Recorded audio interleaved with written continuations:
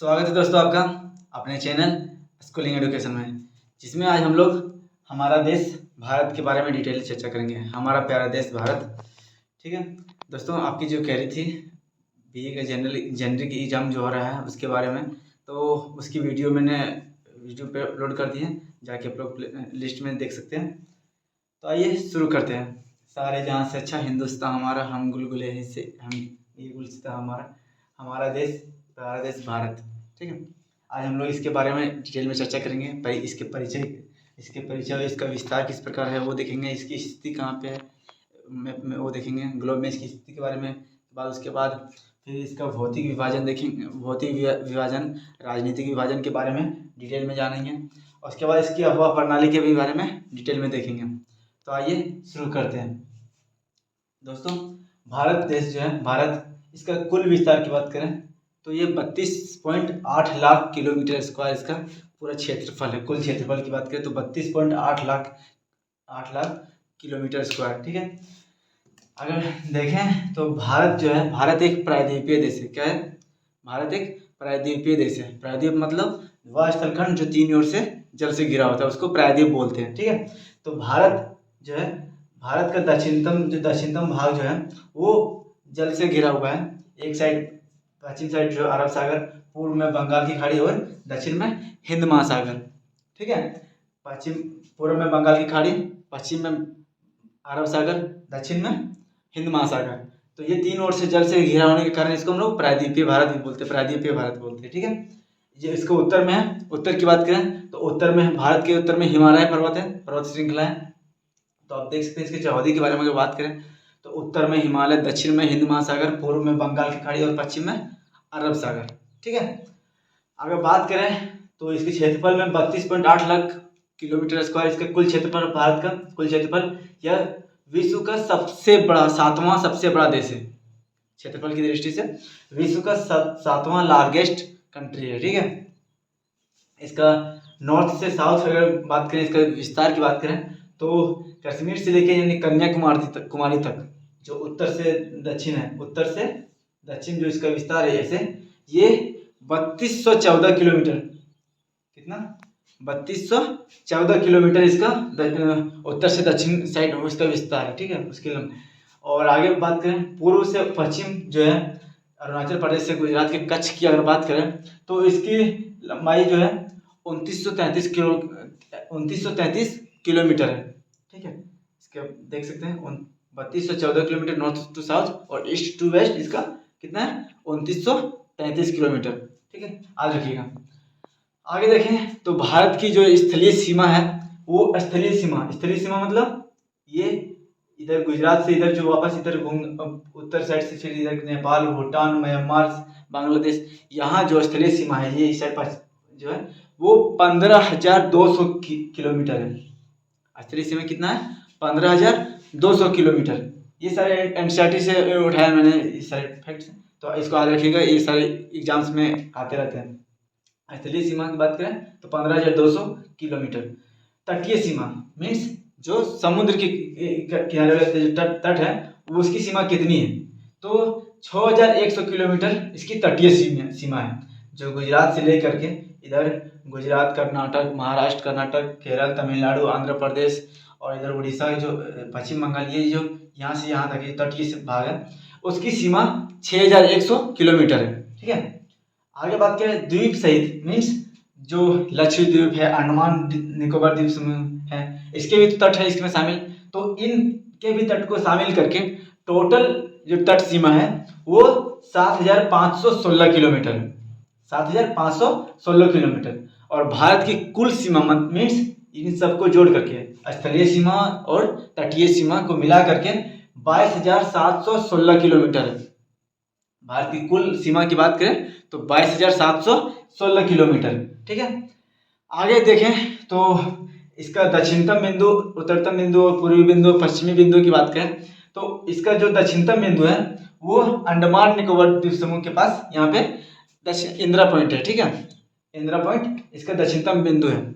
उत्तरतम बिंदु जो इंदिरा कॉल है यहाँ पे काराकोरम सियाचिन ग्लेशियर के पास, इसका ये उत्तरतम बिंदु कहा जाता है। पूर्वी बिंदु जो है अरुणाचल प्रदेश का किबूती में और पश्चिमी बिंदु जो है गुजरात के गोहर माता में इसका इसका पूर्वी बिंदु स्थित है। ठीक है, आगे देखें तो जनसंख्या के दृष्टि से यह सेकेंड लार्जेस्ट कंट्री है। विश्व की सबसे ज़्यादा जनसंख्या भारत, चीन और भारत में पाई जाती है। चीन पहला नंबर पे और दूसरे नंबर पे भारत है अगला वाले।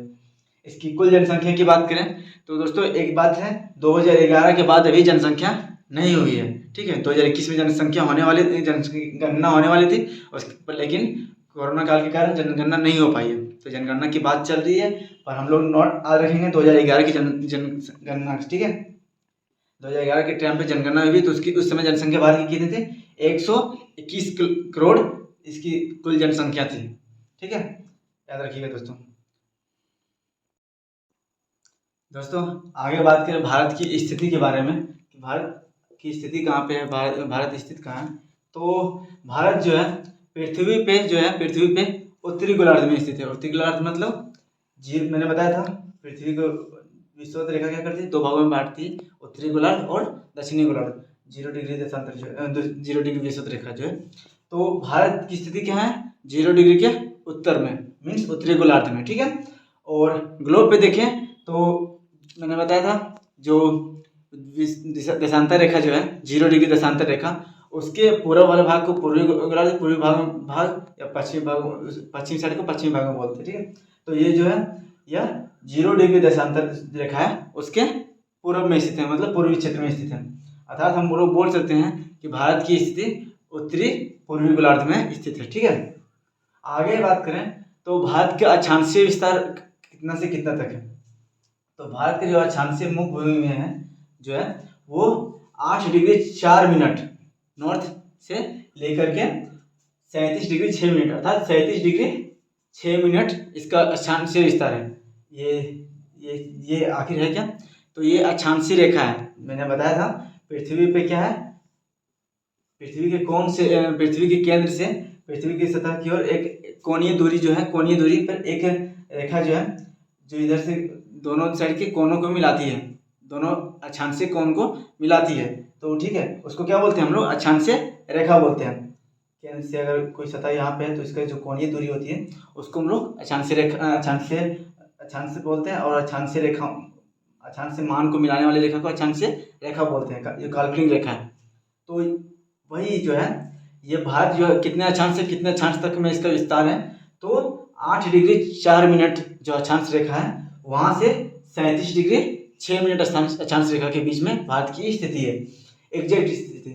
और इसका भारत का देशांतीय रेखा जो है, देशांतीय रेखा क्या है मैंने बताया था, ये नॉर्थ पोल और साउथ पोल को मिलाती है। ठीक है, तो ये जो है 68.7 मतलब 68.7 डिग्री ईस्ट से लेकर के 97.5 डिग्री वेस्ट तक इसका स्थिति है।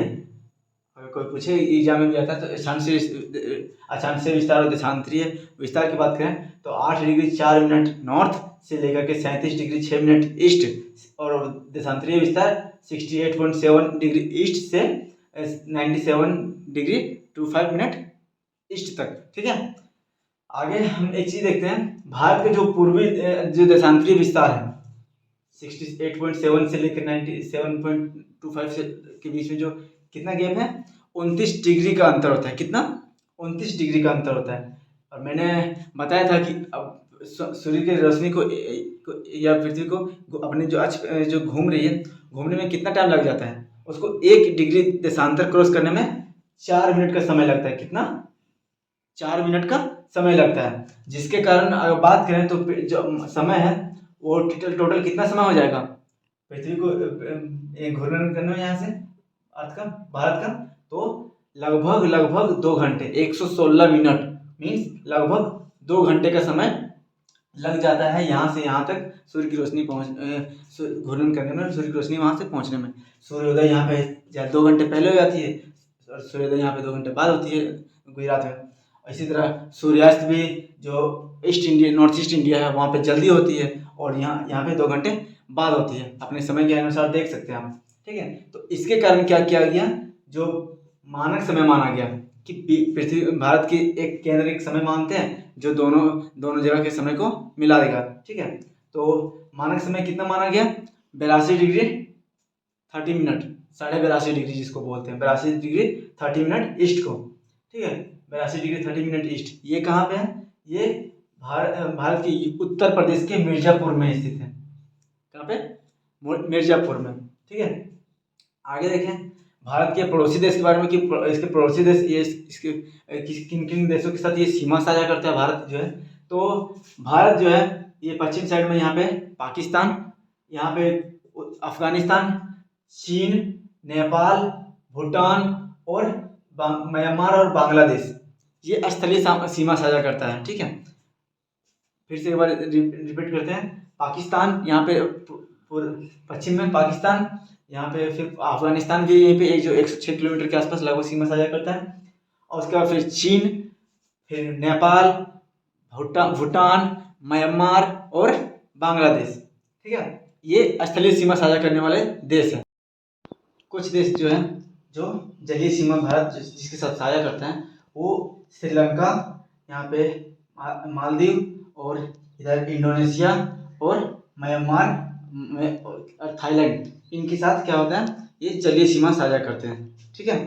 भारत की सबसे बड़ी जो सीमा रेखा जो किसके साथ है, तो बांग्लादेश के साथ भारत की सबसे बड़ी सीमा रेखा है, ठीक है। दोस्तों अगर जानकारी अच्छी लगी हो तो वीडियो को लाइक करें, कमेंट करें। इस वीडियो में इतना ही। नेक्स्ट वीडियो में हम लोग भारत के प्रशासनिक विभाजन और भौतिक विभाजन के बारे में देखेंगे।